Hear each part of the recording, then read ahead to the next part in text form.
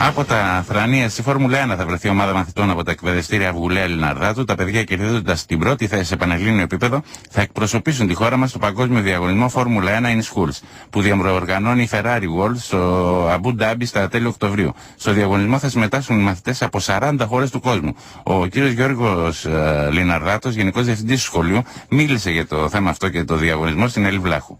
Πρόκειται για ένα διεθνή διαγωνισμό που λέγεται Formula 1 in Schools, Φόρμουλα 1 δηλαδή στα σχολεία. Αυτός ο διαγωνισμός λειτουργεί αυτή τη στιγμή σε 40 χώρες, μετέχουν 20.000 σχολεία και παρακολουθείται περίπου από 20 εκατομμύρια μαθητές. Λέω αυτά τα νούμερα έτσι για να καταλάβουμε πόσο σημαντικός είναι στο εξωτερικό. Η ομάδα μας είχε βγει πρώτη και πέρυσι. Φέτος κατάφερε και κέρδισε τους εθνικούς τελικούς, δηλαδή το αμαξίδιο βγήκε πρώτο. Ο διαγωνισμός αυτός αφορά την κατασκευή μοντέλων τύπου Φόρμουλα 1 από μαθητές γυμνασίου λυκείου. Πήραν τον αριθμό μορίων που ήταν απαραίτητο για να προκριθούν τελικά στον παγκόσμιο τελικό, ο οποίος γίνεται στο Αμπου Ντάμπι από αυτό το Σάββατο μέχρι την επόμενη Παρασκευή.